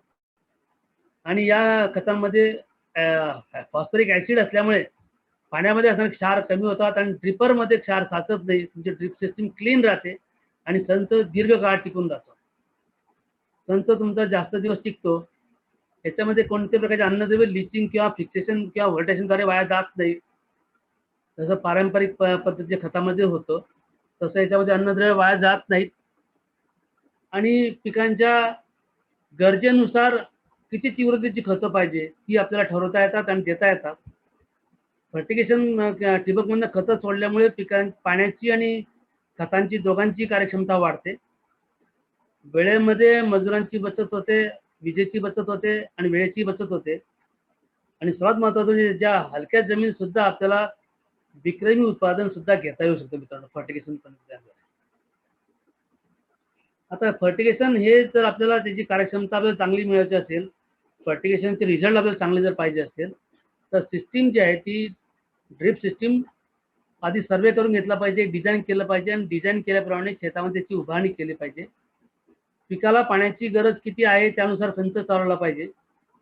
जमिनीचे प्रॉपर्टीज जे आहेत, सॉइल पीएच असेल, ईसी असेल, सॉइल टेक्स्चर असेल, सॉइल स्ट्रक्चर असेल, याच्यावर सुद्धा कार्यक्षमता अवलंबून असते. जमिनीचं तापमान सुद्धा अत्यंत महत्त्वाचं आहे, त्याची कार्यक्षमता अत्यंत महत्त्वाची आहे. पाण्याचं तापमान सुद्धा अत्यंत महत्त्वाचं आहे. खतांची तीव्रता सुद्धा अत्यंत महत्त्वाची आहे आणि किती कालावधीमध्ये खतं गेली पाहिजे हे सुद्धा अत्यंत महत्त्वाचं आहे. फर्टिगेशन करताना आपण कोणतं साधनं वापरतोय याच्यावर सुद्धा कार्यक्षमता अवलंबून असते आणि सर्वात महत्त्वाची पाण्याची गुणवत्ता. पाण्यामध्ये जर जास्त क्षार असतील तर आपल्याला रिझल्ट चांगले मिळणार नाहीत, म्हणून हे अत्यंत महत्त्वाचं आहे. आता आपण वन बाय वन जर पाहिलं आपण की सिस्टीम डिझाईन जर व्यवस्थित केली असेल आणि डिझाईननुसार आपण व्यवस्थित जर इन्स्टॉलेशन केलं तर प्रत्येक झाडाला सारखं पाणी मिळणार आहे. ठिबक सिंचन तंत्रामध्ये असं अपेक्षित आहे की प्रत्येक झाडाला सारखं पाणी मिळालं पाहिजे, कुठेही कमी नाही कुठेही जास्त नाही. तसं जर होत असेल तर सिस्टमचं डिझाईन व्यवस्थित झालेलं नाही असं समजायला हरकत नाही. इरिगेशनचं शेड्यूलिंग सुद्धा प्रत्येक दिवशी पिकाला पाणी किती द्यायचं आहे याचं सुद्धा शेड्यूलिंग कॅल्क्युलेशन केलं पाहिजे, जर आपण वॉटर रिक्वायरमेंट असं म्हणतो. नंतर फिजिकल केमिकल प्रॉपर्टी सुद्धा, जर जमिनीचा पीएच जास्त असेल तर त्याची फर्टिगेशनची एफिशियन्सी आपल्याला कमी मिळणार आहे. जमिनीत पाण्याचा इसी जास्त असेल, जमिनीचा इसी असेल जास्त असेल तर सुद्धा अन्नद्रव्याचं प्रमाण शोषण कमी होतं. जमिनीचं तापमान जर तुमचं कमी असेल तरी सुद्धा अन्नद्रव्याचं शोषण कमी होणार आहे. पाण्याचं तापमान सुद्धा, पाणी जर थंड असेल तरी सुद्धा अन्नद्रव्याचं शोषण कमी होईल, त्याचबरोबर खतं सुद्धा कमी वेळ करतील त्याच्यामध्ये. तीव्रता जर म्हणाल तर त्याची तीव्रता सुद्धा पिकाच्या अवस्थेनुसार आपण ठरवली गेली पाहिजे. पिकाच्या क्षार सहन करणारी पिकं आणि क्षार जी सहन करू शकत नाही अशा पिकांसाठी सुद्धा तीव्रता आपण ठरवता येऊ शकते. ड्युरेशन हा अत्यंत महत्वाचा आहे. समजा तिथं 1 तास तुमची सिस्टीम चालणार असेल तर पहिले तुम्ही साधारणतः 30 मिनिटं खतं देऊन घ्या. त्याच्यानंतर साधारणतः 25 मिनिटं जवळपास खतं द्या आणि शेवटचे 5 मिनिटं जे आहे ते ड्रिपनं खतं सोडा. शेवटचे 5-7 मिनिटं जे आहेत त्याच्याऐवजी तुम्ही जर 20-25 मिनिटं जर ठेवले तर तुम्ही दिलेली खतं जी आहेत ते खतं खाली झिरपून जातील आणि पिकाच्या मुळात फक्त पाणीच राहणार. त्यामुळे पिकांच्या मुळांजवळ फक्त खतांचं द्रावण राहील एवढंच आपण शेवटी सुद्धा सिस्टीम चालवली पाहिजे. फर्टिगेशन इक्विपमेंटमध्ये आपण फर्टिलायझर टँक किंवा वेंचुरी वापरली पाहिजे. इरिगेशनची वॉटर क्वालिटी पाण्यामध्ये क्षार जास्त असेल तर फॉस्फरिक ऍसिड सोबत वापरलं तर पाण्याचा पीएच आपल्याला कमी करता येईल. तर खताच्या साधनामध्ये मी आपल्याला बोललो वेंचुरी आणि फर्टिलायझर टँकच्या बद्दल. हे तुम्ही बघू शकता, हे वेंचुरी आहे, नंतर हे फर्टिलायझर टँक आहे, नंतर ज्यांच्याकडे ऑटोमेशन आहे त्यांच्याकरता हे 3 आहेत. हे आपला न्यूट्रिकेअर म्हणून आहे आणि हा डोजिंग पंप म्हणून आहे. हा सुद्धा आपण विदाउट ऑटोमेशन चालू शकतो. पण डोजिंग पंप जो आहे तो टिफिन डोजिंग पंप जो आहे ते अत्यंत अचूकपणे आपल्याला ठिबकबंद खतं आपल्याला देता येतात. हे वेंचुरी इंजेक्टर आहे. वेंचुरी इंजेक्टरचा सक्शन रेट, त्याला प्रेशर किती लागतं हे पण दाखवलेलं आहे. हा मेन लाईनचा व्हॉल्व जो आहे हा आपल्याला हळूहळू कमी करावं लागते अशा वेंचुरी चालणार होते लक्षात घ्या. नंतर हा वेंचुरी आहे दाखवली कशी बसवली ती वेंचुरी. हा जो इथे कन्स्ट्रक्शन दाखवलेला आहे ना, इथे हा लहान पोर्शन असला पाहिजे आणि हा इकडे मोठा पोर्शन असला पाहिजे आणि त्याच्यामध्ये हा मेन लाईनचा व्हॉल्व आपण हळूहळू कमी केला पाहिजे.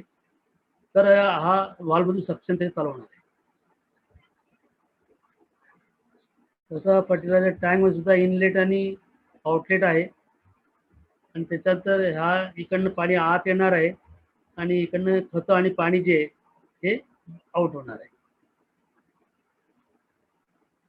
आता खताची टाकी जी आहे ती साधारणतः 30 litre, 90 litre, 60 litre, 120 litre, 160 litre मध्ये उपलब्ध असतात या टाक्या सुद्धा. खतं देताना काय काळजी घेतली पाहिजे दाखवलं की खतं फर्टिगेशन चांगलं होण्यासाठी सर्वात महत्त्वाचं म्हणजे आपण सिस्टीम डिझाईन प्रमाणे इन्स्टॉल केली पाहिजे आणि सर्व लिकेजेस बंद असले पाहिजे. कुठेही पाणी ड्रिपर शिवाय बाहेर पडता कामा नये. कुठेही वॉल बदलून म्हणा किंवा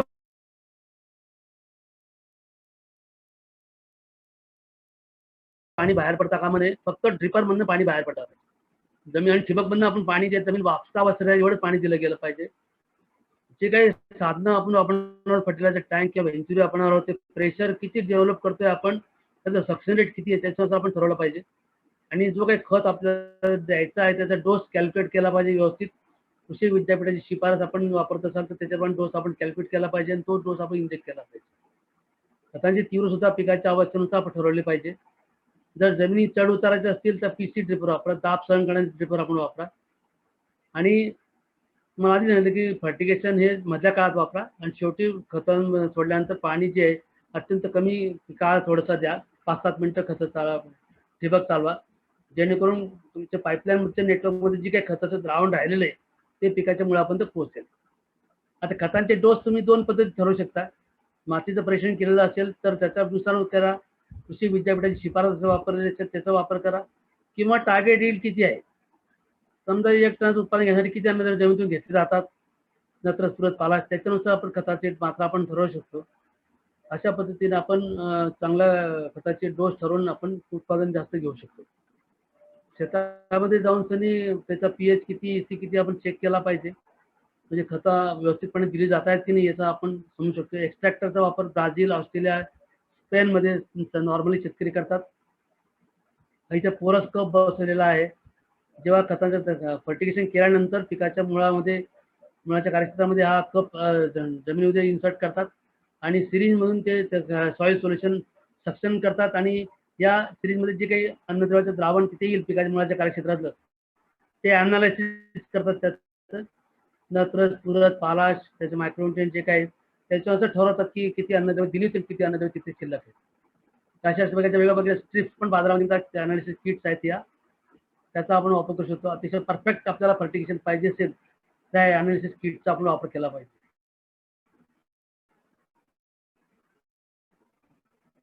नंतर चालतं या टेम्परेचर अत्यंत महत्त्वाचं की फर्टिगेशन केव्हा केलं पाहिजे. फर्टिगेशन केलं पाहिजे सकाळी केलं तर पाण्याचा पीएच पाण्याचा टेम्परेचर कमी असतं, जमिनीत सुद्धा पिकाच्या मुळाच्या कार्यक्रम थंड टेम्परेचर लो असतं. नॉर्मली 28 ते 30 डिग्री टेम्परेचरमध्ये अपटेक हा जास्त होत असतो. म्हणून ग्रीन हाऊसमध्ये 22 ते 28 डिग्री टेम्परेचर कायम मेंटेन करतो आम्ही. 22 ते 28 डिग्री टेम्परेचरमध्ये मेंटेन अपटेक हा सर्वात जास्त असतो. म्हणून ठिबकबंद खतं द्यायची असेल तर साधारणतः दुपारी 3 ते 4 नंतर आपण खतं जर दिली तर ते जास्तीत जास्त त्याचं शोषण जास्त होतं. पीएच जर पाहिलं आपण तर 5.5 ते 6.5 पीएच मध्ये अन्न जर अपटेक जास्त होतं. त्याच्यामध्ये सूक्ष्म अन्नद्रव्य असो की मुख्य अन्नद्रव्य असो त्याचा अपटेक हा जास्त असतो. सूक्ष्म अन्नद्रव्याचा अपटेक होण्यासाठी साधारणतः जमिनीचा पीएच आणि पाण्याचा पीएच हा जर ऍसिडिक असेल तर सूक्ष्म अन्नद्रव्याचा अपटेक हा जास्त होतो. म्हणून फर्टिगेशन करताना तुमच्या पिकाच्या मुळांच्या कार्यक्षेत्रामध्ये जे काही सॉइल सोल्युशन आहे त्याचा पीएच हा साधारणतः 5.5 ते 6.5 पीएच असेल तर सूक्ष्म अन्नद्रव्याबरोबर मुख्य अन्नद्रव्य सुद्धा पिकाला उपलब्ध होतात. ते अँटागोनिस्टिक स्किप करतो हे सकाळी खतं न देता आपण दुपारी का द्यावे इथं आपल्याला लक्षात येईल. सोलिबिलिटीच्या साधारणतः युरिया जर पाहिला आपण सकाळी आपण जर तिला 10 डिग्री टेम्परेचर असेल तर फक्त 450 ग्रॅम विरघळतोय 1 लिटर पाण्यामध्ये, तर दुपारी आपण दिलं तर ते 570 ग्रॅम विरघळतोय. मग तुम्हाला जे काही स्टॉक सोल्युशन बनवायचं आहे ना ते स्टॉक सोल्युशन हे खतं किती विरघळतात त्याच्यानुसारच आपण ते केलं पाहिजे आणि तेवढं सोल्युशन आपण इंजेक्ट केलं पाहिजे. त्यामुळे अशी किती खतं आपण बऱ्याच वेळा काय शेतकरी बघतो आपण 5 किलो 10 किलो 15 किलो 20 किलो अशा वेग क्वांटिटीमधून आपण वेंचुरिकल फर्टिलायझर टँकमध्ये सोडत असतो. परंतु मित्रांनो तसं करून चालणार नाही. 1 लिटर पाण्यामध्ये कोणती खतं किती जास्तीत जास्त विरघळू शकतात हा चार्ट इथं मी आपल्याला दाखवतोय. तेवढीच खतं विरघळणार आहे, त्याच्या पुढे ती खतं विरघळतच नाही, लक्षात घ्या. त्यामुळे जास्त खतं कमी पाण्यामध्ये विरघळण्याचा प्रयत्न आपण करू नका. आणि गोण्याच्या गोण्यात टाकण्याचं तंत्रज्ञान हे नाहीच आहे. फर्टिलायझर टँक मधून किंवा वेंचुरी मधून गोण्याच्या गोण्यात जर शेतकरी खतं देत असतील ते मुळात ते चुकीचं आहे. तर पिकाची गरज किती आहे त्याच्या अनुषंगाने आपण खताची मात्रा काढली पाहिजे आणि ती आपण ठिबकमध्ये सोडली पाहिजे. सॉल्ट इंडेक्स सुद्धा अत्यंत महत्वाचा म्हणजे खतं निवडताना आपण कोणती खतं निवडली पाहिजे हे आपल्या लक्षात येईल. साधारणतः ही खतं आपण ठिबकमध्ये देऊ शकतो. त्याच्यामध्ये युरिया आहे आणि अमोनियम सल्फेट नत्रा करता कॅल्शियम नायट्रेट आहे 19-19 आहे. 19-19 मध्ये बॅलन्स अन्नद्रव्य आहेत NPK 13-40-13 आहे 12-61-0 आहे 17-44 आहे फॉस्फरिक ऍसिड आहे 0-1-34 आहे 0-60-20 आहे 0-25-18 आहे 13-0-45 आहे 0-0-50 आहे आणि 0-0-60. 0-0-60 म्हणजे पांढरा पोटॅश हे मित्रांनो लक्षात घ्या. नत्रा करता युरिया वापरा किंवा अमोनियम सल्फेट वापरा आणि पोटॅश करता पांढरा पोटॅश वापरा. तुमची खतांचा खर्च अत्यंत कमी होणार आहे, लक्षात घ्या. आता कोणती खतं कशामध्ये विरघळून हे पण आपल्याला सांगितलं की फॉस्फेटिक खतं कॅल्शियम मध्ये विरघळायची नाही आहेत. मॅग्नेशियमची खतं फॉस्फेटिक मध्ये स्फुरदयुक्त खतामध्ये विरघळायची नाही आहेत. आपल्याला त्या ही जे लाल दाखवलेले ते पाण्यामध्ये विरघळ जे मिक्स करू नका असा अर्थ आहे. जो आकाशी रंगाचा जो आहे तो कमी प्रमाणामध्ये लिमिटेड कॉम्पिटेबल म्हणजे मर्यादित त्याला मर्यादा आहे कॉम्पिटेबलसाठी. ग्रीन जो आहे ते कम्प्लीट आहे. ग्रीन जो आहे तो एकमेकांमध्ये तुम्ही विरघळू शकता. आता पिकाच्या अवस्थेनुसार जर वापर कसा करायचा ठरवायचा असेल तर आपण पहिली अवस्था बघूया. आपण इथून आपण फर्टिगेशन सुरुवात करूया. जेव्हा वाढीची अवस्था आहे म्हणजे फुलं येण्याच्या पूर्वीची अवस्था इथे त्याला नत्राची गरज जास्त आहे. ग्रीन कलरचं बघा, ग्रीन कलरचं जर तुम्ही पाहिलं तर नत्राची गरज जास्त आहे सर्वात. त्यामुळे तुमचं नत्राचं प्रमाण 2-1-1 किंवा 3-1-1 असायला पाहिजे. आता फ्लॉवरिंगचा जर पाहिलं आपण फ्लॉवरिंगचा जो आहे तो हा गुलाबी रंगाचा बघा. गुलाबी रंगाचा पाहिलं तर स्फुरदाचे प्रमाण जास्त पाहिजे इथे फ्लॉवरिंगसाठी. म्हणजे नत्र एक, पुरत 3 आणि पालाश 1 पाहिजे. आणि ज्या मॅच्युरिटीची फेज आहे म्हणजे फुल प्रोडक्शनची अवस्था आहे, इथे ही ऑरेंज कलरची बघा ग्राफ, इथे आपल्याला नत्र कमी, पुरत कमी आणि पालाश जास्त लागणार आहे. पालाश जास्त लागणार आहे. आणि त्याच्यानंतर मॅग्नेशियमचं जर पाहिलं आपण, तर मॅग्नेशियमची गरज ही जेव्हा कॅनोपी मॅनेजमेंट आपल्याला पाहिजे असते जास्त, तेव्हा नत्राबरोबर मॅग्नेशियमची गरज जास्त पडते. नंतर फ्लॉवरिंगच्या वेळा कमी असणार आहे आणि फुल प्रोडक्शनच्या वेळा सुद्धा कमी असणार. त्यामुळे व्हेजिटेटिव्ह फेजमध्ये 3-1-1, रिप्रोडक्टिव्ह फेजमध्ये एकाच 3-1 आणि मॅच्युरिटी फेजमध्ये एकाच 3-1 असे प्रमाण असलं पाहिजे. इथे तुम्हाला दाखवते मी.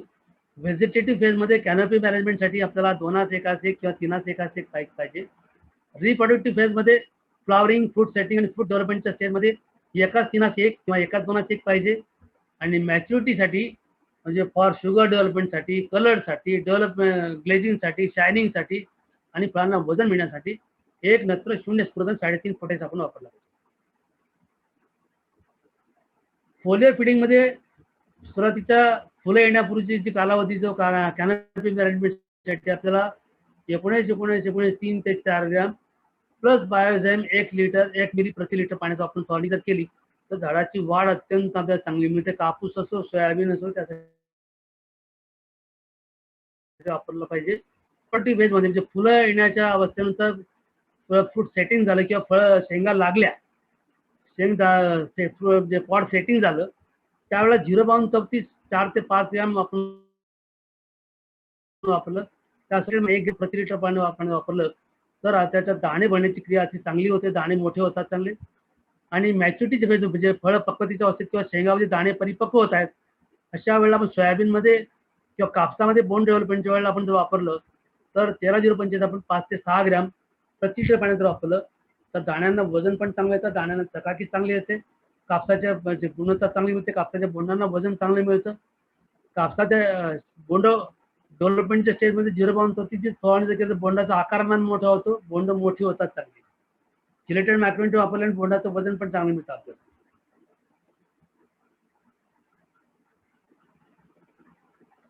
कोणकोणत्या पिकांना आपण न्यूट्रिकेशन करू शकतो, आपण फर्टिगेशन करू शकतो. साधारणतः सर्व प्रकारची फळझाडं असतील, त्यामध्ये द्राक्ष आहे, डाळिंब आहे, केळी आहे, पपया आहे, पेरू आहे, संत्रा आहे, मोसंबी आहे, लिंबू आहे, अननस आहे, चिक्कू आहे, सीताफळ आहे, अंजीर आहे आणि आपलं काजू आहे. कॅश क्रॉपमध्ये कापूस आणि ऊसासाठी आपल्याला वापरता येईल. भाजीपाल्यामध्ये हे आपण फर्टिगेशन कोणत्या पिकांना करता येईल ते पिके बघतोय आपण.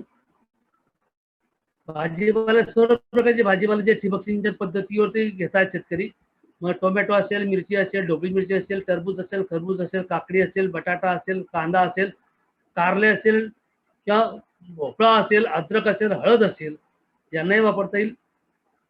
जे शेतकरी तृणधान्य ठिबक सिंचन खाली घेत आहेत, उदाहरणार्थ भात असेल, मका असेल, गहू असेल, त्यांनाही आपल्याला फर्टिगेशन करता येईल. पल्सेसमध्ये तूर असेल, हरभरा असेल, त्यालाही वापरता येईल. तेलबियामध्ये भुईमुग असेल, सूर्यफूल असेल, करडई असेल, यालाही वापरता येईल. फुलशेतीमध्ये गुलाब असेल, जरबेरा असेल, ऑर्किड असेल, कार्नेशन किंवा जरबेरा किंवा तुमचं झेंडू असेल, त्यांनाही आपल्याला फर्टिगेशन करता येऊ शकतं. फोलियर फिडिंग सर्व प्रकारच्या पिकांना आपण विद्राव्य खताची फवारणी आपण करू शकतो. ठिबक सिंचनातून खतं कशी सोडायची आम्ही शेतामध्ये जाऊन सुद्धा शेतकऱ्यांना प्रशिक्षण देतो. ज्यांना अशा प्रकारचे प्रशिक्षण आयोजित करायची आहेत, मग कृषी विज्ञान केंद्र जालना असो किंवा कोणतेही कृषी विज्ञान केंद्र असो किंवा कृषी विद्यापीठ असो किंवा शेतकऱ्यांच्या कंपन्या असो, तर त्यांनी सुद्धा असे प्रशिक्षण आयोजित केलं तर त्यांना आम्ही त्यांच्या भागात येऊन असं फर्टिगेशनवरती प्रशिक्षण आम्ही देऊ शकतो त्यांना. आता कोणत्या पिकाचं फर्टिगेशनचं शेड्यूल जे आहे, आता प्रत्येक जण शेड्यूल मागतो. शेड्यूल हे ऍक्च्युअल प्रत्येक टेलर मेड आहे. प्रत्येकाच्या शेतकऱ्याची जमीन वेगळी आहे, जमिनीमध्ये अन्नद्रव्याचं प्रमाण कमी जास्त आहे, सेंद्रिय कर्ब कमी असेल, नत्र कमी असेल, तुरत कमी असेल, पालाश कमी असेल, जे काही असेल प्रमाण प्रत्येक शेतकऱ्या क्षेत्रात तर काही सारखं नाहीये. त्यामुळे प्रत्येकासाठी फर्टिगेशनचं शेड्यूल हे एकच असेल असं सांगता येणार नाही. त्यामुळे प्रत्येकाचं शेड्यूल जे आहे हे आपल्याला वेगवेगळे तयार करता येतं. त्यांनी जर माती परीक्षेचे रिपोर्ट जर तयार असतील तर त्याच्यानुसार आपल्याला शेड्यूल आपलं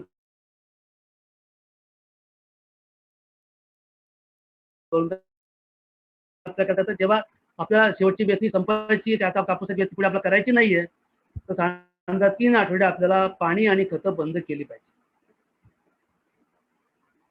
हे ठिबक सिंचन पद्धतीतून पाण्याचा आणि विद्रा खतांचा वापर केलेलं कापसाचं पीक आहे बघा. अतिशय युनिफॉर्म आणि एक्सलंट कापसाचं पीक आहे. ठिबक बंद खतं तेव्हा दिलेली आहे त्याचे, आणि ठिबक बंद खतं दिली तर बोंडाचं साईज सुद्धा आपल्याला एक समान मिळतं. प्रत्येक वेचणीच्या वेळेला बोंडाचं वजन हे सारखंच मिळतं आपल्याला. पण पारंपरिक हे ठिबक बंद कापसाचं पीक तुमच्या परभणी भागातलंच पीक आहे. काय आमचे शेतकरीचं नाव परभणीमध्ये आहे ते, तर त्यांच्या शेतातला फोटो घेतला होता. 659चं पीक आहे. ठिबक सिंचन पद्धतीतून पाण्यातून खतं दिलेली आहेत. तुम्ही बघा थोडं बोंड किती मोठी मोठी आहेत. कापसाचं प्रत्येक बोंड सारखंच आहे, वजनदार आहे, आणि इथे आपल्याला सहज आपल्याला एकरी 30 क्विंटलच्या कापसाचं उत्पादन मिळालेलं होतं त्यावेळेस. आता मी दुसरे सांगितले की अन्नद्रव्य किती जमीन घेतात त्याच्यानुसार पर्टिक्युलर शेड्यूल आपल्याला तयार करता येईल. त्याची केळी पिकाचं दाखवलेलं आहे मी. हे जमिनीतून 1 टन केळीचं उत्पादन घेण्यासाठी किती अन्नद्रव्य जमिनीतून घेतले जातात याचा रेफरन्स आहे IFA मॅन्युअल जर्मनीचं आहे, शेड्यूल रेफरन्स आहे हा. आपल्याकडे जाती ज्या थोडं कॅव्हेंडिश प्रकारच्या जाती आहेत, त्यामुळे नत्र 4 ते 7 किलो, पुरत 0.9 ते 1.6 किलो, आणि पोटॅश 14 ते 30 किलो, मॅग्नेशियम 2 ते 3.6 किलो, कॅल्शियम 3 ते 7.5, आणि गंधक 0.4 ते 0.6. याच्यानुसार तुम्हाला 40 टन घ्यायचं का 50 टन उत्पादन घ्यायचं आहे एकरी, त्याच्यानुसार तुम्ही फर्टिगेशनचा शेड्यूल डोस आपण ठरवू शकतो. ड्रिप पण खतं दिली तर टिश्यू कल्चर टेक्नॉलॉजी रोपं आपण आपल्या जेन इरिगेशनची, ग्रँडनेची टिश्यू कल्चरची रोपं सर्वांना परिचित आहेत. अतिशय चांगल्या गुणवत्तेची रोपं आम्ही पुरवठा करतो ग्रँडनेची, आणि त्याचे रिझल्ट तुम्ही बघू शकता. प्रत्येक घड हा एक सारखाच आहे, कोणताही घड लहान मोठा नाही आहे. This is the beauty of the technology. Tissue culture with drip irrigation and fertigation technology planted on raised bed. गादी वाफ्यावरती लागवड आता आम्ही शेतकऱ्यांना सांगतोय. म्हणजे बरीचशी लागवड येते गादी वाफ्यावरती करायला शेतकरी शिकलेले आहेत, पण जे शेतकरी करत नाही आहेत त्यांनी गादी वाफ्यावरती लागवड करा. टिश्यू कल्चरची केळीची रोपं वापरा. ड्रिप इरिगेशनमध्ये खतं द्या आणि पाण्याचं व्यवस्थापन करा, आणि विक्रमी उत्पादन मिळवा आणि जास्त नफा मिळवा आपला. हे बघा केळीची साईज बघू शकता तुम्ही. फिंगर लेंथ अतिशय चांगली मिळते, जवळपास 10 ते 12 इंच पर्यंत त्याची लेंथ मिळते आपल्याला. हे डाळिंबाचं फर्टिगेशनचं शेड्यूल दाखवलेलं आहे इथे. जेव्हा कॅनोपी मॅनेजमेंट करते तेव्हा रेशो आपल्याला 3 एकाच 1 पाहिजे. जेव्हा फुलं लागतात तेव्हा एकाच 3 1 पाहिजे, आणि फळं जेव्हा वाढतात तेव्हा हे फळ वाढीच्या काळात एकाच 3 1 पाहिजे, आणि मॅच्युरिटीच्या काळामध्ये त्याचं प्रमाण हे साधारणतः एकाच 0.3 असलं पाहिजे. फळ पिकांसाठी ड्रिप कसं वापरलं पाहिजे ते पण दाखवलेलं आहे तिथं. त्याच्यात तुम्हाला फर्टिगेशन करायचं म्हटल्यानंतर रूट झोनमध्ये पूर्णपणे तुमचा वापसा परिस्थिती असली पाहिजे. अशा पद्धतीचं तुमचं ड्रिपचा वापर फळझाडांसाठी वापर केला पाहिजे. ही एक क्लोज लूप सिस्टीम आहे. ही डबल लॅटरल आहे. डबल लॅटरल तुम्ही इनलाईन किंवा ऑनलाईन दोघं वापरू शकता. इथे इनलाईनचं आणि ऑनलाईनचं सुद्धा आपल्याला लूप करता येईल, आपल्याला रिंग पद्धतीने करता येईल आपल्याला. हे आता इरिगेशनचं शेड्युलिंग आहे डाळिंबासाठी. 14/6 विद्यापीठाची शिफारस आहे, त्याच्यानुसार इरिगेशनचं शेड्युलिंग आहे. तर ज्यांना फर्टिगेशन करायचं त्यांना इरिगेशनचं शेड्युलिंग हे माहीतच पाहिजे. हे त्याचं फर्टिगेशनचं शेड्यूल डाळिंबाचं. नंतर कांद्याचं पीक आहे. फर्टिगेशनवरती कांदा कसा लावता आहे बघा. गादी वाफ्यावरती, गादी वाफा जो आहे तो 90 सेंटीमीटर रुंदीचा आहे. 9 ओळी कांद्याच्या लावलेल्या आहेत, आणि त्याला फर्टिगेशन केलेलं आहे ड्रिपच्या मध्ये, सिंगल लॅटर वापरलेले. नंतर हे ऊसाचं पीक आहे. फर्टिगेशन तंत्रावरती लावलेलं आहे. इथे एकरी 169.7 मेट्रिक टन पर एकरचं उत्पादन घेणारे शेतकरी रुपेश पाटील, अतिशय सामान्य शेतकरी, त्याच्याकडे फक्त जमीन फक्त 3.25 एकर आहे मित्रांनो. फक्त 3.25 एकर जमीन आहे. त्याच्याकडे सर्व पिकं तो घेतो. 30 गुंठ्यावरती त्याचा 29 गुंठ्यावरती ऊस आहे. 30 गुंठ्यावरती केळी आहे. नंतर मध्ये कोबीचं पीक घेतो, हळदीचं पीक घेतो, भुईमुगाचं पीक घेतो. आंतरपिकावरती त्यांचा जास्त जोर असतो.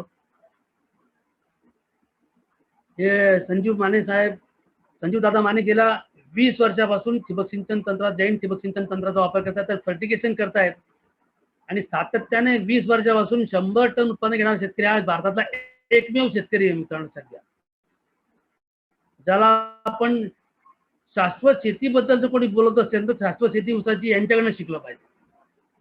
एकरी 100 टन गेल्या 20 वर्षापासून एकही वर्षी कमी नाही, कमी नाही. त्यांचं हायस्ट उत्पादन हे एकरी 142 टनापर्यंत ते पोहोचलेले आहेत. 100 टनापेक्षा जास्त उत्पादन घेतात अंडर जैन ठिबक सिंचन पद्धती आणि फर्टिगेशनच्या द्वारे. आता इथेही सांगितलं की एकरी ऊसाचं 1 टन उत्पादनासाठी किती अन्नद्रव्य जमिनी घेतले जातात.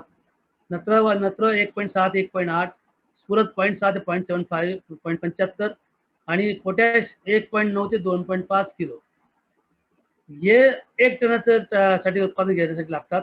तर आपलं 100 टन घ्यायचं त्याला 100 ने मल्टिप्लाय करा तुम्ही. हे त्याचे रेशोज आहेत जसं मी सांगितलं पूर्वी आपल्याला. नंतर त्याचा 100 टनाचा बेसल डोस काय असला पाहिजे ऊसासाठी. नंतर 100 10 26 100 kilo, magnesium sulphate 25 kilo, sulphur 10 kilo, zinc sulphate 5 kilo, ferrous sulphate 5 kilo, borax 2 kilo आणि निंबोळी पेंट 300 किलो. ज्यांना 100 टन घ्यायचं आहे त्यांनी बेसल डोस हा वापरला पाहिजे. त्याचं फर्टिगेशनचं शेड्यूल हे दाखवलेलं मी आपल्यासाठी. ऊसामध्ये पारंपरिक पद्धतीने फक्त 3 वेळा का 4 वेळा खतं घालतात शेतकरी आणि ऊस तुटायला जवळपास लागतो 1.5 वर्ष लागतं. 1.5 वर्षात जर म्हणलं तर 3 वेळा 4 वेळा जर 90 आणि 100 दिवसाच्या आत खतं टाकत असतील तर पुढचे 1 वर्ष त्याने काय करायचं मग हा विषय आहे ना. म्हणून ऊसामध्ये आपण साधारणपणे 260 ते 290 दिवसापर्यंत आपण खतं देऊ शकतो. हे पपयाचं पीक आहे ठिबक सिंचन पद्धतीवरती बघू शकतो आपण. ठिबक बंद खतं दिली त्याचा बुंदा बघा किती जाड आहे. इथे टार्गेट आपण 75 ते 100 टनाचं घेतलं एकरी. हे बघा पपयाचं झाडच सांगतं, झाड अगदी बोलतं आहे बघा किती उत्पादन मिळू शकतं. हे अद्रकचं पीक आहे ठिबक सिंचन आणि फर्टिगेशन तंत्रावरती. हे हळदीचे पीक आहे. परभणी भागामध्ये जर हळदीचं पीक चांगलं होतं, हिंगोली भागात सुद्धा हळदीचं पीक आहे. त्यांनी शेतकऱ्यांनी आपण शिकलं पाहिजे. ठिबक सिंचनमधून खतं जर दिली तर हळदी सुद्धा एकरी 20 टनापर्यंत उत्पादन ओल्या हळदीचं उत्पादन आपल्याला मिळू शकतं. हे टोमॅटोचं पीक आहे. एकरी 70 टनापर्यंत आम्ही पोहोचलेलो आहोत. मिरचीचे पीक आहे. एकरी मिरचीचं उत्पादन आम्ही काढलं. हे टरबूजचं पीक आहे वॉटरमेलन अंडर ड्रिप फर्टिगेशन. हे गव्हाचं पीक आहे. गहू सुद्धा ठिबक पद्धतीवरती अतिशय चांगला येतो. एकरी 31 क्विंटलपर्यंत आम्ही गव्हाचं उत्पादन काढलेलं आहे. भातासाठी सुद्धा आता भात स्टँडिंग क्रॉप मध्ये वाढतो हे आम्हाला शिकलं, परंतु भातावर सुद्धा प्रयोग केले. गादी वापरावरती लागवड केली. ठिबक सिंचन आणि फर्टिगेशन वरती भाता पिकाला पाण्याचं खतांचं व्यवस्थापन केलं आणि 35 क्विंटलपर्यंत भाताचं उत्पादन आम्ही काढलं. मका पीक सुद्धा ठिबक सिंचन पद्धती आणि खतांची व्यवस्थापन. इथे आपण एकरी 70 क्विंटलपर्यंत मक्याचं उत्पादन काढलं. हो संपलं, आता संपलं. 5 मिनिटं काय सांगणार होतं मॅडम तुम्ही. Hello Deepali madam. हा हॅलो सर, मीटिंगचे मिनिट्स जर संपले तर पुन्हा कृपया करावं शेतकऱ्यांनी, हे सांगायचं होतं. होय मग मी थांबू का आता. सर आपण सुरू राहू द्या. फक्त शेतकऱ्यांना निवेदन आहे की जर मीटिंग समजा झाली लीव्ह तर तुम्ही रिजॉईन कराल कृपया. मग काही नाही 2-3 स्लाइड राहिला ते संपवून घेतो ना सर. Okay sir. मक्याचं पीक आहे ठिबक सिंचन पद्धतीने फर्टिगेशन वरती. यावर्षी आपण एकरी 100 क्विंटलचं टार्गेट घेऊन काम करतोय. पण सुद्धा तुम्हाला सांगायला हरकत नाही की मक्याचं सुद्धा जगामध्ये हायस्ट उत्पादन जे एकरी 157 क्विंटलपर्यंत काढलेलं आहे. एकरी 157 क्विंटलपर्यंत मक्याचं उत्पादन घेणारे शेतकरी सुद्धा आहे जगामध्ये. बाजरीचं उत्पादन ठिबक सिंचन पद्धतीवरती एकरी 19 क्विंटलपर्यंत मिळवलेलं आहे. भुईमुगाचं बघा ठिबक सिंचन फर्टिगेशन वरती भुईमुगाचं पीक. हे जरबेरा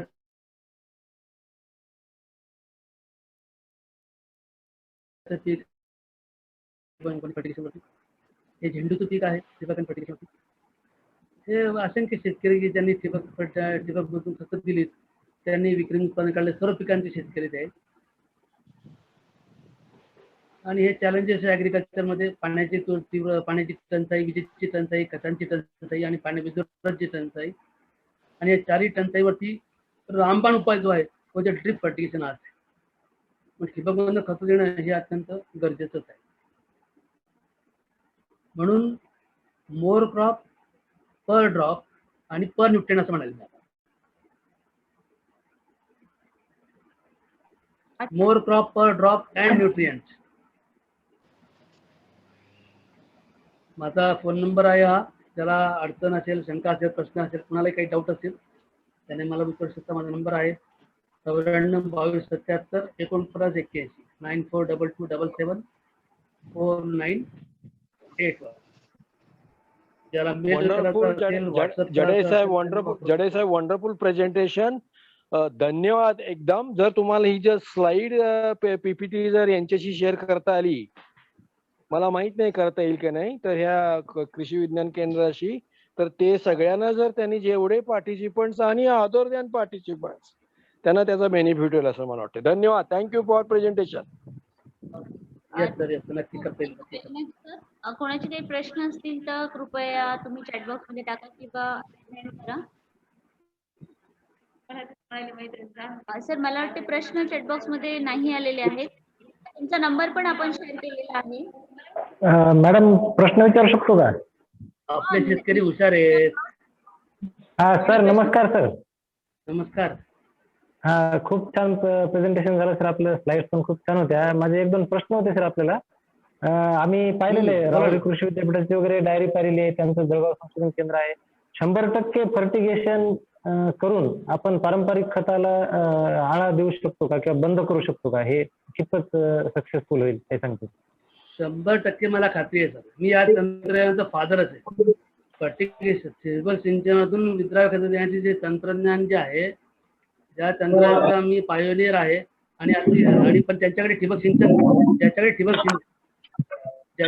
सिंचन संच आहे, त्याला हे तंत्रज्ञान वापरता येईल. पण ज्याच्याकडे ठिबक सिंचन नाही त्यांना हे वापरता येणार नाही. त्यांनी फोले फिडिंगच्या टेक्नॉलॉजीचा वापर करायचा आहे. Okay sir. अजून एक ऐकायचं, मी असंच एक भाषण ऐकलं होतं. त्यांनी सांगितलं होतं की फर्टिगेशनच्या वेळेस एकरी 3 किलो एका वेळेस खत द्यावे, जास्त देऊ नये.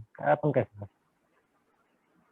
क्वांटिटी जी आहे ना, ही 1 किलो, 2 किलो, 3 किलो ही अशी एकदम डिसाईड नाही करता येणार. तुमचं पिकाची अवस्था कोणती आहे आणि क्षेत्र किती आहे त्याच्यानुसार तुम्हाला क्वांटिटी काढता येते. आणि शिवाय तुम्हाला मी अपटेकचा रेशो दाखवला ना, की सुरुवातीला कॉन्सन्ट्रेशन त्याचा पिकाची अवस्था कोणती आहे समजा, आणि पिकं तुम्ही कोणते घेतले. समजा तुमचं पीक जर तुमचं कॉर्नेशन किंवा जर्बेरा किंवा रोजेस असेल, एक तुम्ही लक्षात घ्या, त्याची जी खतांची जी तीव्रता जी आहे ना, ती तीव्रता कशी काढायची ती. हॅलो, डिस्टर्ब होतंय मला. तर निमकर सर आपल्यासोबत बोलू इच्छितात. कोणाचा तरी आवाज येतोय.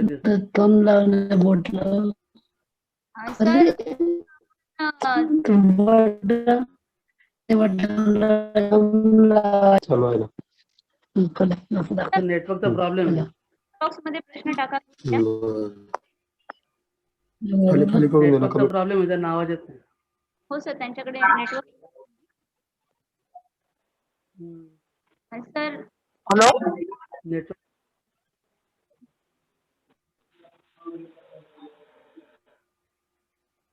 नेटवर्कचा इश्यू येतो. Hello sir. बोल. हा सर, व्हाईट पोटॅश आणि 0050 कार्यक्षमतेत काय सांगाल? समानच आहे का, कसं आहे? तुम्ही बघा, 0050चा साल्ट इंडेक्स जास्त आहे, 0050चा कमी आहे. 0050 मध्ये ऍडिशनल तुम्हाला सल्फर मिळतं. त्याच्यामध्ये सल्फरमुळे तुमच्या आता सॉइल रेक्लेमेशनसाठी आम्ही सल्फर रिकमेंड करतोच. तर सल्फर त्याच्यामध्ये असेल तर त्याचा अन्नद्रव्य म्हणून पण उपयोग होईल, त्याचा बुरशीनाशक म्हणून पण उपयोग होईल त्याची, आणि पिकाची जी काय शेल्फ लाईफ जे वाढवण्यासाठी सुद्धा त्याची मदत होणार आहे. म्हणून कॉस्ट वाईज जर पाहिलं तर 0050 अशी कॉस्टली असणार आहे, कारण त्याचा 18% सल्फर त्याच्यामध्ये आहे. आणि 0060 ज्याला आपण पांढरा पोटॅश जो आहे त्याला 0060 आम्ही म्हणतो, त्याच्यामध्ये 28 ते 30% क्लोराईड त्याच्यामध्ये आहे. क्लोराईड्स जास्त असते त्याच्यामध्ये आहेत. त्यामुळे साल्ट सेन्सिटिव्ह क्रॉपला आपल्याला 0050 वापरलं पाहिजे रादर दॅन 0060 और MOP. धन्यवाद सर. मग यानंतर म्हणजे तुम्ही काय बोला ना. कृपया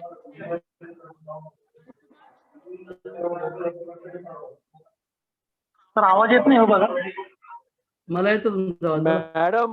मॅडम बाकीच्याचे माईक बंद ठेवले पाहिजे तर प्रश्न करता व्यवस्थित प्रश्न विचारू शकेल. Okay sir. Baban Hole sir आहेत आपल्यासोबत.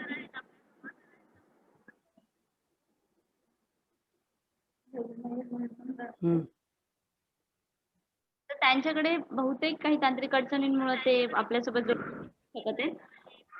तर आपण आभार प्रदर्शनाकडे वळणार आहोत आणि मी माझे सहकारी डॉक्टर फारुख तडवी सरांना अशी विनंती करते की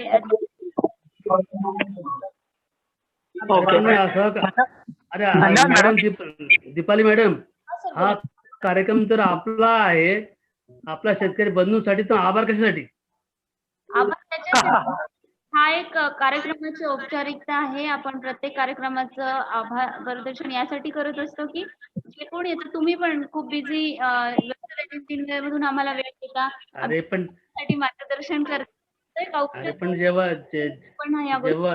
जेव्हा आपण सर्वांना आपलं समजतो तेव्हा आपल्यामध्ये कुठे आभारपणा असतो. बरोबर आहे. कार्यक्रमाची औपचारिकता म्हणून मी विनंती करते तडवी सर, कृपया आपण आभार प्रदर्शन. चला, ओके ओके ओके, धन्यवाद मॅडम. आज वसंतराव नाईक मराठवाडा कृषी विद्यापीठ अंतर्गत कृषी विज्ञान केंद्र बदनापूर, आज आपण भारत का अमृत महोत्सव या कार्यक्रमानिमित्त भारतीय कृषी अनुसंधान परिषद नवी दिल्ली या आपल्या मातृसंस्थेच्या वर्धापन दिनानिमित्त आज आपण एक दिवसीय ऑनलाईन प्रशिक्षण कार्यक्रम आयोजित करण्यात आला. या आपल्या आजच्या कार्यक्रमाचे अध्यक्ष म्हणून आपल्याला लाभलेले व आपले मार्गदर्शक डॉक्टर DV देवसरकर सर, संचालक विस्तार शिक्षण वनामी परभणी. मी सरांचे आपल्या व्यस्त दैनंदिनीतून आमच्या या छोटेखानी कार्यक्रमात आपण उपस्थिती दर्शवली त्याबद्दल मी कृषी विज्ञान केंद्र बदनापूर तर्फे तसेच आमचे वरिष्ठ शास्त्रज्ञ डॉक्टर सोमवंशी सर यांच्यातर्फे आपले आभार व्यक्त करतो. तसेच आपल्याला आज म्हणून लाभलेले डॉक्टर सय्यद इस्माईल सर, विभाग प्रमुख कृषी विज्ञान व कृषी रसायनशास्त्र विभाग तथा सहयोगी अधिष्ठाता तथा प्राचार्य कृषी महाविद्यालय परभणी यांनी आपल्याला सेंद्रिय खताद्वारे पिकांचे अन्नद्रव्य व्यवस्थापन या विषयावर सखोल असे मार्गदर्शन करून तसेच आपल्या शेतकरी बंधूंचे विविध प्रश्न उपस्थित करून त्यांना मार्गदर्शन केले, याबद्दल मी सरांचे आभार मानतो. तसेच आपल्याला जे अजून एक मार्गदर्शक म्हणून लाभलेले डॉक्टर BD जडे सर, विषय ठिबक सिंचनाद्वारे विद्राव्य खतांचा वापर, सर वरिष्ठ शास्त्रज्ञ तथा विस्तार प्रशिक्षण म्हणून जैन इरिगेशन सिस्टीम इथे कार्यरत आहेत. सरांचे सुद्धा मी कृषी विज्ञान केंद्र बदनापूर तर्फे तसेच आमचे वरिष्ठ शास्त्रज्ञ डॉक्टर सचिन सोमवर्षी सरांच्या तर्फे आभार प्रदर्शन करतो. तसेच आपल्या या कार्यक्रमाचे मुख्य असे शेतकरी बांधव ज्यांच्यासाठी आपण हा एक दिवसीय प्रशिक्षणाचा कार्यक्रम आयोजित केला, ते खूप अशा चांगल्या संख्येमध्ये आपल्या कार्यक्रमाला त्यांनी साथ देऊन हा कार्यक्रम पूर्ण करण्यासाठी आपल्याला सहकार्य केलं. त्याबद्दल सर्व शेतकरी बंधूंचे मी कृषी विज्ञान केंद्र बदनापूर तर्फे खूप आभार मानतो. तसेच आजचा कार्यक्रम आमचे वरिष्ठ शास्त्रज्ञ डॉक्टर सचिन कुमार सोमवंशी सर यांच्या संमतीने समाप्त झाला असे घोषित करतो. धन्यवाद सर्वांना. माफ करा, PPT शेअर करा, पार्टिसिपंटची PPT शेअर करा. निश्चितच सरांची PPT सुद्धा तुम्हाला शेअर केली जाईल. अनावधानाने आपल्या कार्यक्रमासाठी आवर्जून उपस्थित राहिलेले माजी प्राध्यापक